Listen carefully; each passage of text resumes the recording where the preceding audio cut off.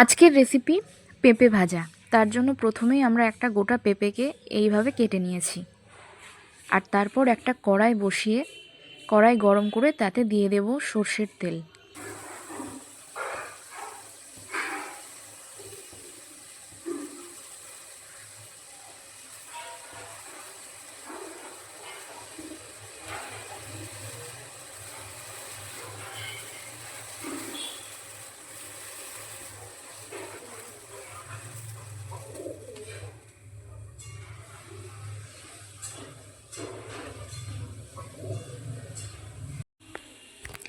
তেলটা ভালো করে গরম করে নিয়ে এর মধ্যে দিয়ে দেব কেটে রাখা পেঁপেগুলো।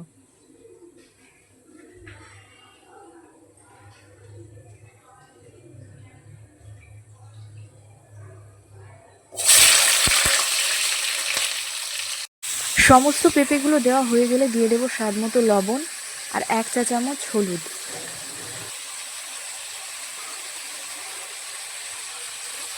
এবার হলুদ লবণটা মিশিয়ে ঢাকনা দিয়ে দেব। পেঁপে থেকেই জল বেরোবে আর সেই জলেই এই পেঁপেটা সেদ্ধ হয়ে যাবে।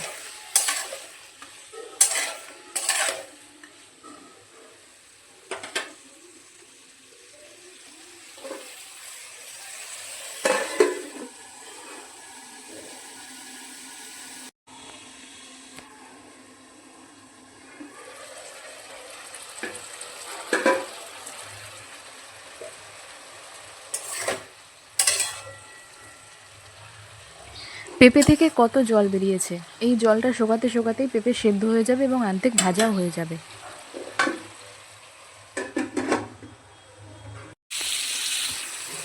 আমার আরেকটু হলুদ লাগবে মনে হলো, তাই একটু হলুদ দিয়েছিলাম। জল কিন্তু সমস্তটা শুকিয়ে গেছে। এরপর এইগুলোতে লালচে ভাব আসা পর্যন্ত ভেজে নেব।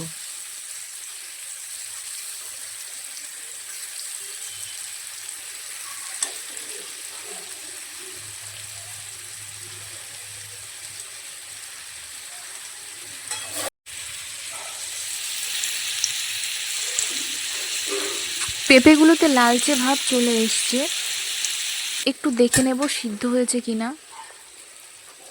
একটা ভেঙে দেখলেই বুঝতে পারবো। তারপর এর মধ্যে দিয়ে দেব 1/2 চা চামচ চিনি। ব্যাস, তাহলেই তৈরি আমাদের পেঁপে ভাজা। চিনিটা দেওয়ার পরও একটু মিশিয়ে নিতে হবে।